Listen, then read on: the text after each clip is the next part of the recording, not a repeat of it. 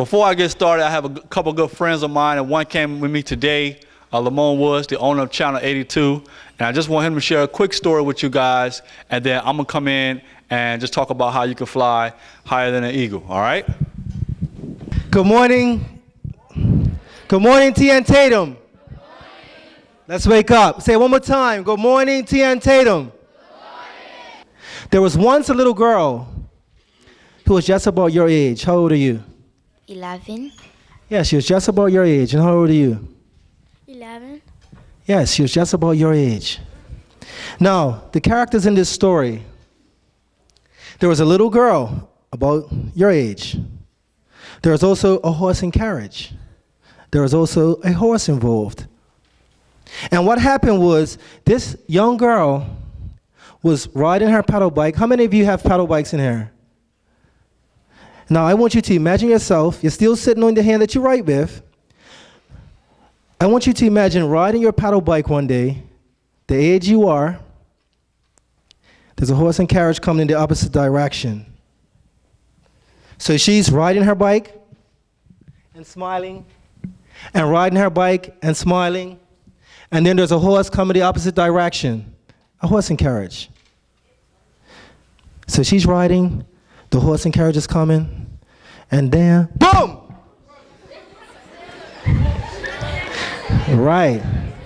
She loses control of her bike, and she runs into the horse and carriage. And what happens is she breaks her arm. So she breaks the arm that she can ride with, which was her left arm, right? And she broke it right about here, right in this area. And the bone was sticking out of her arm. Yes. So any of you who have broken anything on your body, it doesn't feel very nice. So she broke this arm. So of course she ends up in the hospital.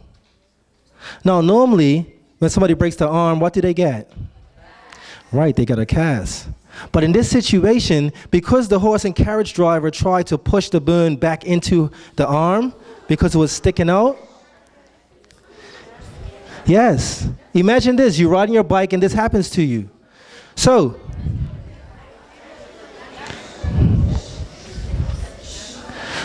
she's in the hospital, and let me tell you what happens next. Do you want to hear what happens next?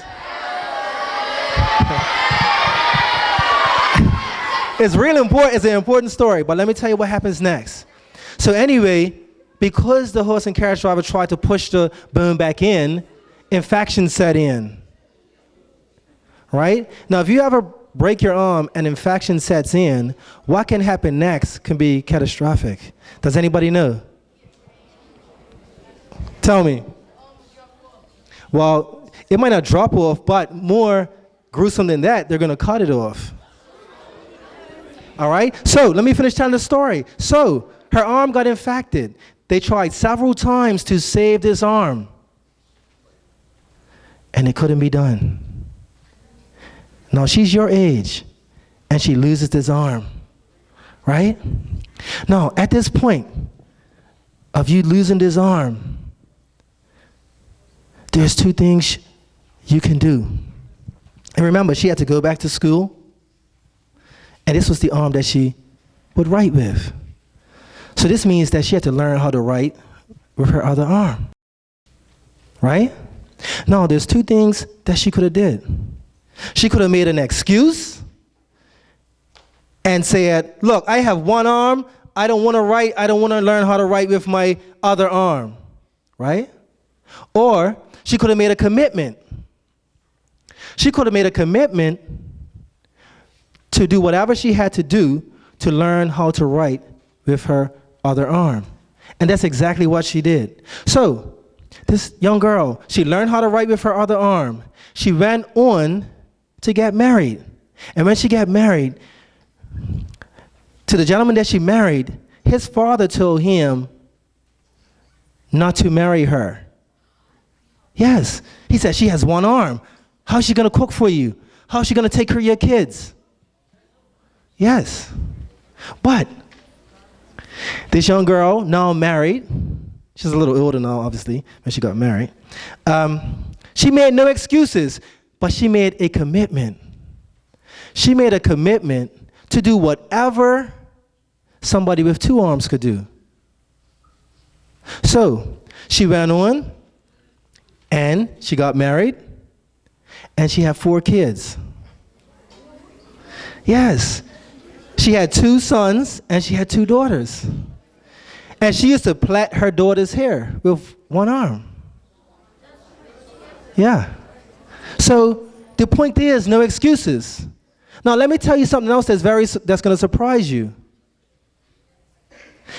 I said this young girl had 4 kids, right? She had 2 sons and 2 daughters. And those daughters had kids. And guess who I am? I'm the grandson. So the lady I'm talking about is my granny. So I witnessed her growing up do everything with 1 arm. And she never made an excuse. I never heard her once make an excuse. And what I realized later in life is that, you know what? I had such an example right in front of me. She never made an excuse about her arm. The only thing I never saw my granny do was drive. And you know why? Because TCD wouldn't give somebody with 1 arm a license. Because obviously when you take your license, you need 2 hands on the wheel. So for obvious reasons, they wouldn't give it to her. But she did everything else. So what I want you to do right now is, when I say stop, I want you to say, making excuses. And when I say start, I want you to say, start making a commitment. All right? But before I do that, does anybody know what an excuse is? An excuse is? Who can tell me? Somebody tell me what it is. Yeah, you can tell me. Excuse is something like when someone don't want to do something, they make up something. Exactly. Anybody want to add to that? Yes, when you make an excuse, you pass the responsibility to something else or someone else somewhere. So for example, when you don't have your homework, what do you tell your teacher? They delegate it? They still use, I used to use that. They still use that one? Right. Now, who could tell me what a commitment is? More importantly, what's a commitment? What's a commitment?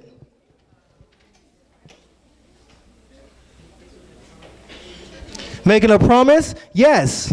Anybody else? Can anybody else help him out? What's a commitment? You at the back.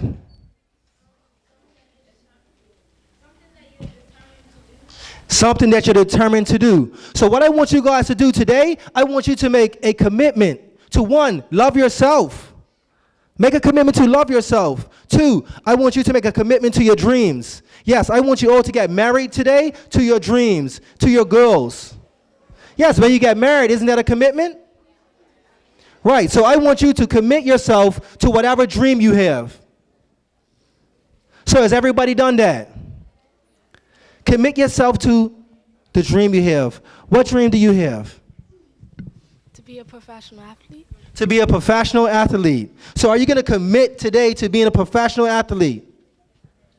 Tell me. Yes. Say it, I commit. I commit to being a professional athlete. That's right. Give her a hand. Now, before we finish up, we're about to bring on Mr. Crumpler now, who's going to teach you how to fly like an eagle. But what I need you to do, we're going to give him a warm welcome, so I need you all to stand up, please. And not just yet, we're going to give him a warm welcome, okay? We're going to give him the Chris Crumpler welcome, because Chris Crumpler is going to teach you how to fly like an eagle.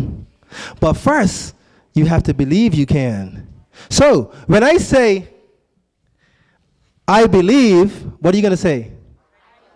I can fly. I believe. I believe. I believe. I believe. Chris Crumpler, everybody. Hey, give Lamone another round of applause. Mr. Woods, give him another round of applause. All right, everybody, you can sit down. You can sit down and relax. Be easy. Chill mode. I'm going to be quick, but I'm not going to be that quick because this is serious. And so I do want to take a time before I talk about a concept to let you know the person. I'm very grateful to be at Bermuda. I was a professional basketball player. I got a chance to play in 12 different countries, Japan being my favorite. Seoul, Korea is pretty cool too. But out of all the clinics I did in those countries, I've been able to train over 1,000 basketball players.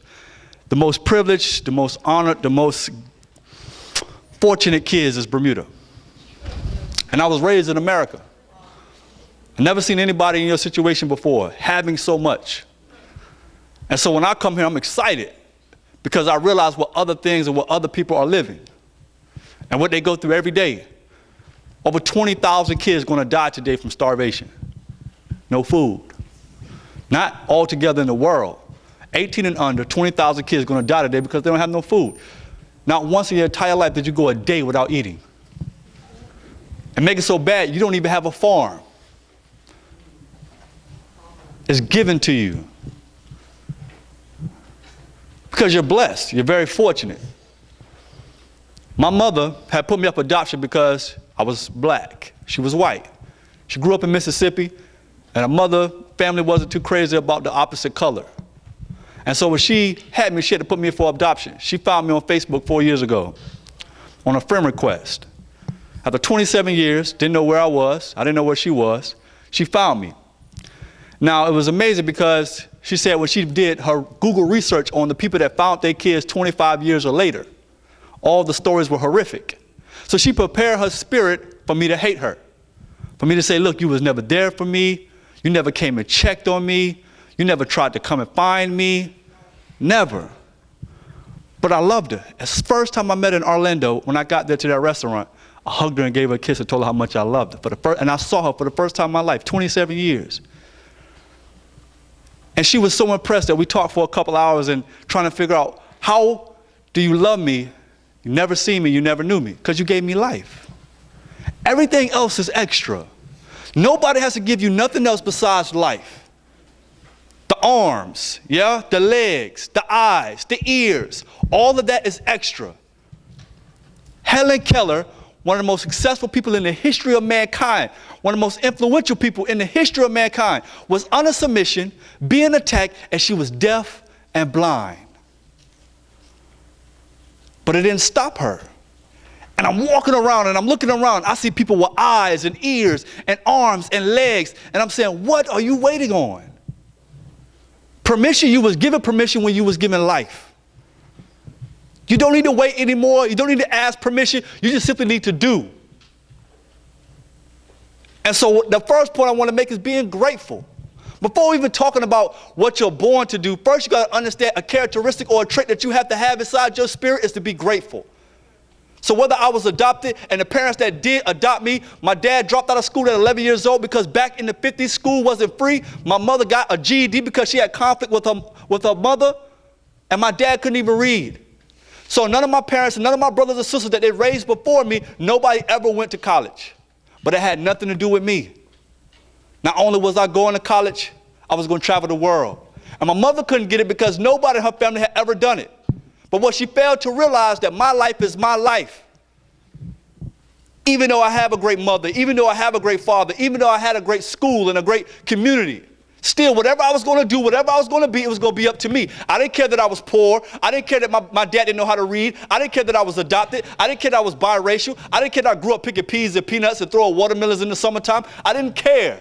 All I knew is that when I got an opportunity, when I got a chance, when I got to school, I was going to go beast mode. One time, every time, all day, every day, because I knew the one place that I could make dreams become true is in the school.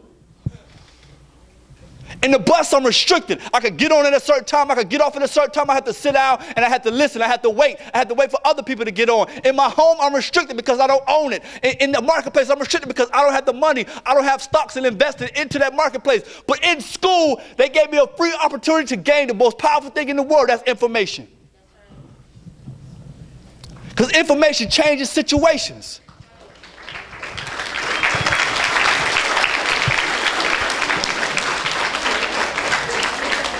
And so when I walk around and I see you because I'm invested in you, they take money out of my check for you to go to school. School ain't free. You just don't pay for it. I pay for it. So when I come into school, I want to see you not only dressed in your uniform, I want to see you on your grind. Because being cute, anybody can do that. Being hard, anybody can do that. Saying a cuss word, anybody can do that. But being disciplined, being on time, being consistent, being hardworking, that takes somebody special.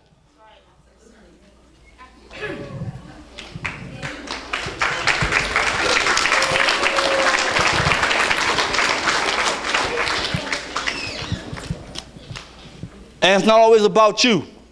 I tell one more story before we get started, is that I was at Lakewood High School. I was the best basketball player in the school. I was trying to be the best basketball player in the state because I knew. My mother told me at 12 years old, she said, Chris, I don't have $1. I was in middle school. I don't have $1 to give you for college. Don't care. That has nothing to do with whether I'm going to college or not. I just knew my situation. We were sharecroppers. Anybody know what sharecroppers is? The industry of sharecropping? What's sharecropping? Like sharing your crops with people. What are crops? Vegetables, fruits. Vegetables, fruit. So you guys know the Florida orange juice, yeah? I can't stand it because I know how it happens, right? So a packing house, an orange packing house. My family was traditionally in Ocklawaha, Florida, Willisdale, Florida. Those are packing house areas. You pack oranges all through the wintertime to go all over the United States, go all over into countries like Bermuda and to the other places of the Caribbean. And so my dad picked sharecrops for a living. So he would pick apples in Rochester, New York. He would pick watermelons in Delaware. He would go down to Carolinas and pick watermelons. He'll go back to Georgia and pick peaches, come down to Florida and pick oranges and apples and peas and peanuts and raspberries. My grandmother used to make raspberry doobie. I remember being with the older folks and sitting down and putting that stuff in that bucket over and over in that hot sun in Florida. And all I could say was, I can't wait till my dreams come. Because I knew that this situation was only temporary, that my condition was not my conclusion, that I was moving on to do what I had to do, but I had to start somewhere so I could tell a story one day. And so he talked about excuses, and I know excuses are useless tools of the weak and incompetent. Those that specialize in them rarely succeed in anything that they do. I don't want to hear your excuses. You have all the opportunity in the world to be great right now, today.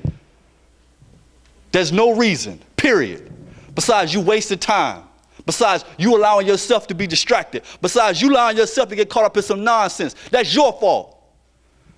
It's your mama's fault. It's not the school fault. It's not somebody on social media fault. It's your fault.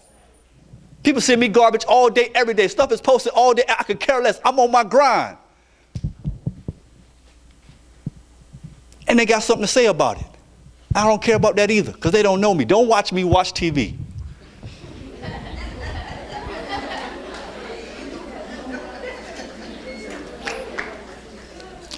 And I want to say this because we want to talk about being sensitive.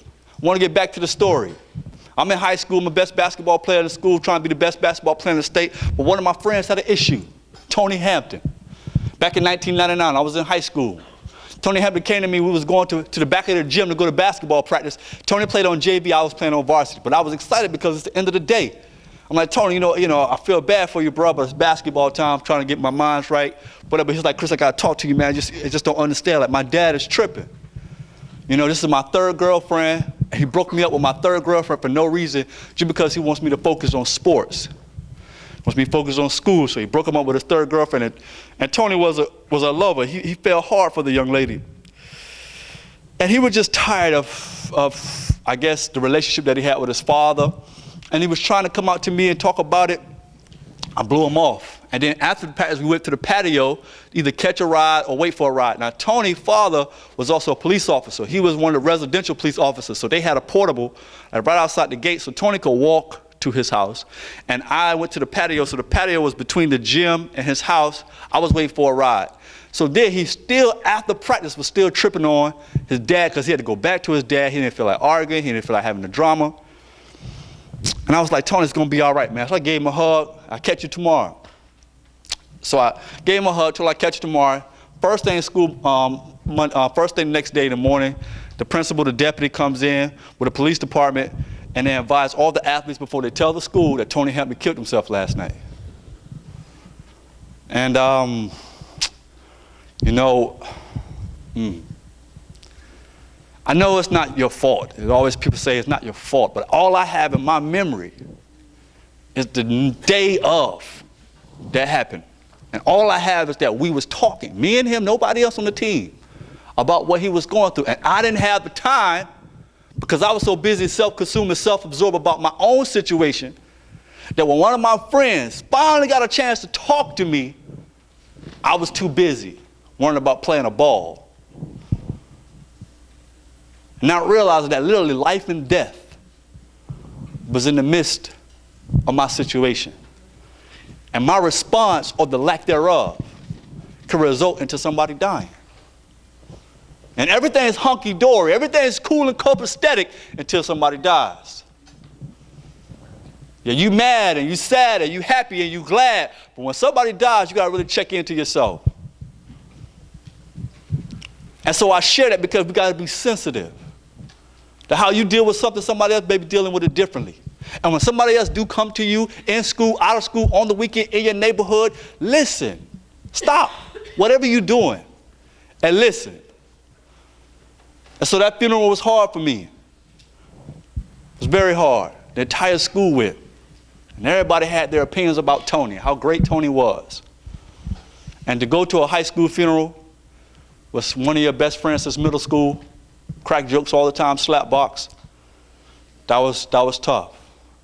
And so I want to see you crack jokes and slap box, but I want you to see you sensitive as well. I want to see you caring. I want to see you be able to love yourself to be able to love somebody else. All right? And so let's go into the workshop that I have for you today.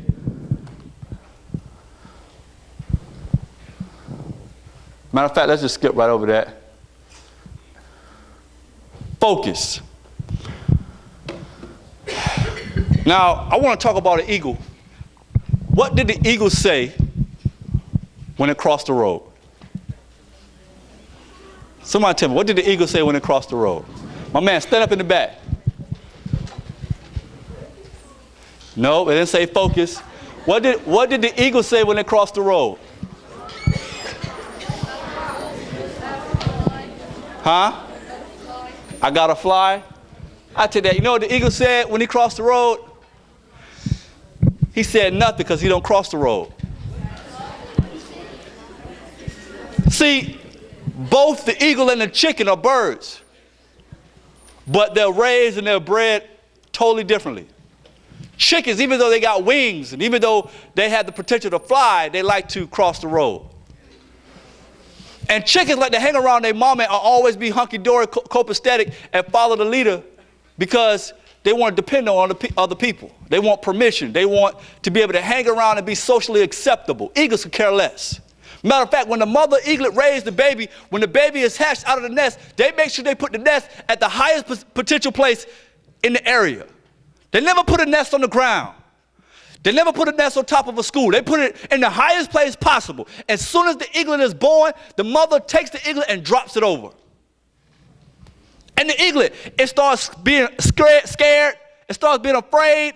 It starts saying, mama, mama, mama. And right before it hits the ground, the mother eaglet comes in, scoops it up, but it brings it right back up. And don't let it settle in its fears. It takes it right back up to the highest height and it drops it again. The eaglet is trying to flap, trying to make it happen, but it's not happening. The mother eaglet come back and scoop it up again, takes it right back up to the highest height, and then drop the eaglet again. And finally, the eaglet, after being scared, after being nervous, after going against that high altitude and the pressure, the eaglet finds a way to develop itself into using its wings and starting to fly. And so when it starts to be able to fly, the mother does something interestingly in their environment. It makes it uncomfortable. The mother makes the nest inside out so that the sticks in the nest poke the eaglet. So that when the eaglet sits in the nest, it don't be sitting there waiting on mommy to do something. But it's so uncomfortable that it pushes itself to jump and leap and fly anyway and take off. Because they don't want to just hang around mama. They don't just want to hang around, but it want to take off and fly. And the eaglet could care less about what the chicken is doing. And the chicken is so sociable. The chicken loves to get along. It hangs with the goat. It hangs with the local dog. It hangs with the pet cats. It even has a friend called Goldfish. But the eagle could care less about being your homeboy, being your homegirl. I got to fly high.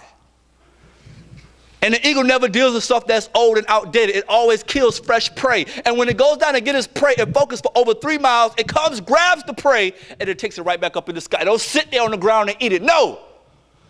Even when I eat, I have to eat at a standard. Even when I rest at a standard. I always rest above my situation. So I live above my situation. I rest above my situation. I eat above my situation. I work above my situation. Because I never live in my memory, I always live in my imagination. Because he realized that memory allows you to focus on your fears. And imagination allows you to focus on your faith. So being adopted and being biracial and being poor and have uneducated parents, I was always living in my imagination. Even when I was picking the raspberries at 8 years old, all I could see is making it to the NBA. That's all I could see. And my mother didn't understand it. My teacher didn't understand it. Everybody tried to make me to change it because of my situation. But what they failed to realize that I could care less about my situation because I am an eagle. And so then I get blessed to go to Czech Republic and play in the Contest Cup. Then I get blessed to go to Greece and win the small island games. Then I get blessed to go to Japan and meet this delegate and that delegate. Then I get blessed to go to Plymouth and Reading and London to play in the British Basketball League. And then I get blessed to go to Korea and Guam. And all these dignitaries take me out and all these sophisticated people take me out. And then I meet at the JW Marriott in Seoul, Korea with the Obama tour and their organization team. And I just say, okay, Lord, what are you trying to show me? He says, simply continue to be an eagle. And so when I look at you and I experience the kids that I did the clinic with in Czech Republic, and Czech Republic is a country that is very agricultural. What does that mean? A country that's focused on agriculture as their mainstream of labor. Come on now, don't be scared. Yes, sir.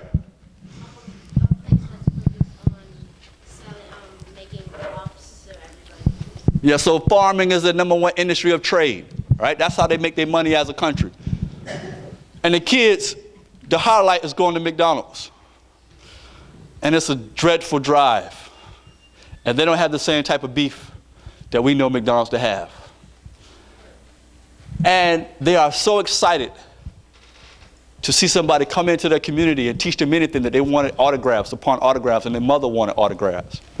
Just to have some Americans come in and just help their children. But I noticed that all the cars in the bus was like 30 years old. Everything just dusty and old. And I come here and I see a plethora of opportunities. I come here, kids are going on cruises. A kid's been on a plane. I never been on a plane in my life till I flew to Bermuda. I was 19 years old the first time I ever got on a plane. And I look at you and I'm saying, man, that's a pretty uniform, and I realize you didn't even make it. I realize that that's a nice chair, and I realize you didn't even make it. I realize that those are nice earrings, and I realize you didn't even make it. I realize that when I go into the marketplace, it's AC, but none of you had help to put it in. It simply exists because you're here. The country, your forefathers, your ancestors established such a community that all you have to do is do. That's it. You don't have to build the house. You don't have to build the school. You don't have to make your shoes. You don't have to do your paper. It's already there. Just show up and do. And when you have a problem of doing what so many people have done before you, we have a problem. And so that's why they call me in. Because they realize that you're not focused and you're trying to be a chicken when you're called to be a what?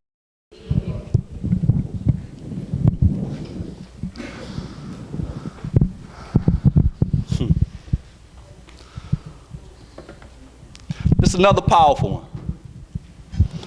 You will never see an eagle hanging. I may say, hey. Whoa! Because my father, they raised me with manners, but I'm not going to chill with you. I get invited to go to Robert Hood and Flanagan's all the time to come by and go to the football game. And listen, I only can hang with eagles, unfortunately. I mean, I love you and I respect you and I love to crack jokes, but at this time in my life, in this season, the only thing I can hang with is eagles. Because I don't need nobody's validation to be around me socially for me to feel accepted and warm and fuzzy and loved. I love myself whether you love me or not. I love myself whether you hang out with me or not. I love myself whether you say something nice to me or not. You don't even have to speak to me. I'm still good. And eagles recognize eagles because eagles always fly above their situation. So nobody has to tell the eagle that they're an eagle because they realize that they're at a certain height in life as far as they go into the altitude, they go into the pressure, and they just hang there. Because they realize that the pressure that they're going into, the altitude that they're facing, is making their body stronger. See, chicken don't want to fly because they have to work. Chicken don't want to work, they just want to get fat. And then the eagle never feels entitled, but the chicken does. The chicken, when it gets ready to cross the street, they want you to stop. Because they feel like they're that important that you should stop. Now, it's not a law, it's not a written code, but because the chicken is so entitled, we're going to stop to respect the chicken for getting fat. And then the chicken don't even want to get his own food. They want somebody to feed him. And actually, when a chicken interacts with somebody else, they're waiting for you to throw some food. They're not coming to do something for you. They're not coming to build you up, strengthen you, guide you, lead you, protect you. They just want to wake you up so you can do something for them. And I want to know how many people just want to wake their parents up just for their parents to do something for them. Or are you waking up? When your parents wake up, the dishes are already clean. The breakfast is already made. The lunch is already packed. Your clothes are already ironed. Or do your mother has to prep you over and over? Your father has to help you over and over to get up to go to a school for you to learn for your life.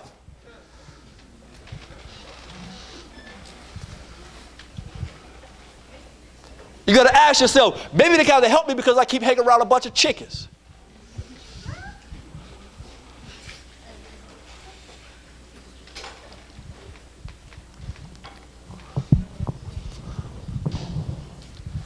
And even though they hang with chickens, the eagles fly solo.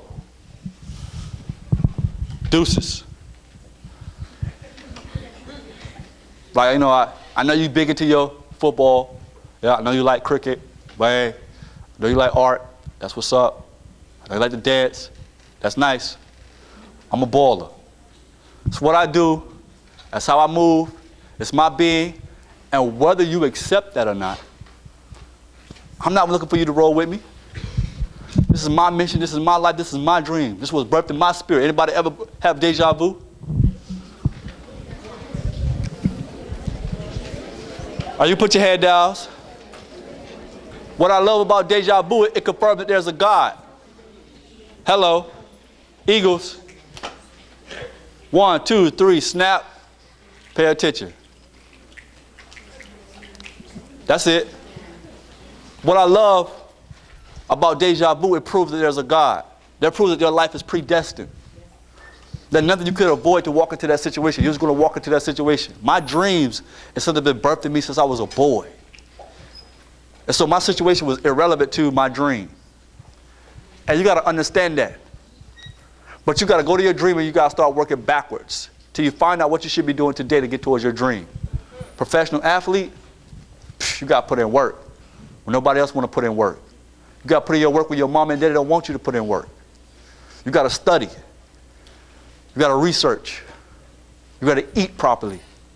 You got to get all A's and B's. Because the competition is stiff. I'm speaking from experience. Right? And so, who's ready to fly?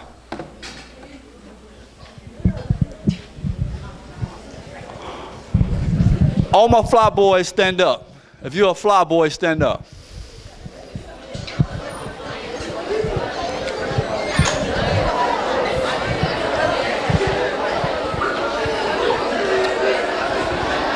Two claps, two claps, two claps, two claps. Focus, right here, right here, right here. My fly boys, don't stand and be a fraud. Listen, we're born originals, but we die cheap substitutes. There's nobody in here that was a copycat from anything else that ever existed before. You was birthed to do something original, unique, and confounded to so much you blow everybody's minds away. But if you choose to try to be like something you see or you hear, you become the counterfeit. You become the fake money. I see you as new money. Something that nobody has ever seen or spent before. But you have to see that. By you standing, you are confirming that you're going to fly above your situation. You're going to be sensitive. You're going to be grateful. You're going to be humble and hardworking. You're going to fly solo. You're only going to hang with eagles, people that talk like eagles and walk like eagles and fly like eagles above their situation. You confirm that by standing. Don't stand because it's popular, because Eagles got work to do. They got work before they come to school. They got work when they come to school. They got work during lunchtime. They got work after school. And when they go home to their parents, they still got work to do. Eagles got to put in work. The only time you see success before work is in the dictionary. Have a seat. All my fly girls, stand up.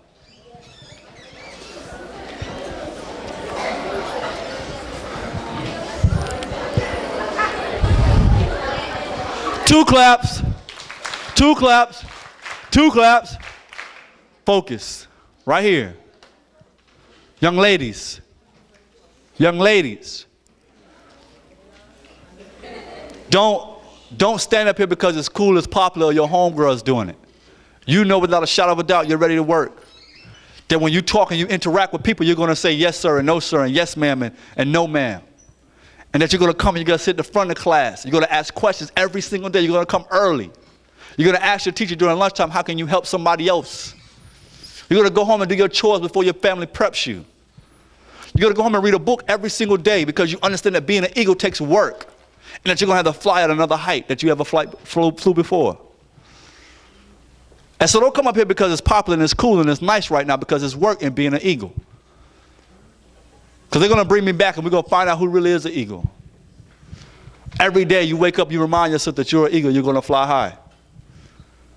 Have a seat. And just in case you don't know, all right, I see the metaphors. And I see you speaking in hypothetical, but give me some practical situations. A chicken goes to KFC after school. A chicken gets on social media and talks about other people. A chicken talks about what somebody else look like and laughs. A chicken steals. A chicken lies. A chicken disrespects their parents. A chicken do not study or do their homework. A chicken comes late to class. A chicken comes late to school. And ultimately a chicken makes excuses. And I told you before, let it sit in. Excuses are useless tools of the weak and incompetent. Those that specialize in them rarely succeed in anything that they do. Eagle, eagle comes early to school. An eagle comes early to class. An eagle sits at the front and asks a question every single day. An eagle does the chores at their house before their parents even say anything. An eagle comes to the teacher and asks the teacher, how can I help you? The eagle comes onto the bus, greets the bus driver, and sits in a place where they can be quiet and left alone. An eagle goes on social media and empowers their friends and empowers their families and tell them how much they love them. An eagle, in their quiet time, writes in their journal and read a book every single day. An eagle goes somewhere where other eagles are. And it's hurt. It's going to be uncomfortable, but it's worth it. You're going to be stronger for it. You're going to be better for it. Thank you for your time.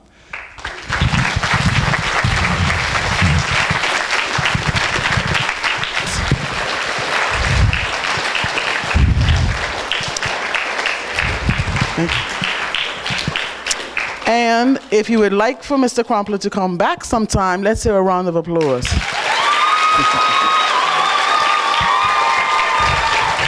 Thank you. Thank you very much. At this time, we will turn the assembly over to the team leaders. Thank you. We're T.N.Tatem, and you're on the Channel 82. Thank you, guys.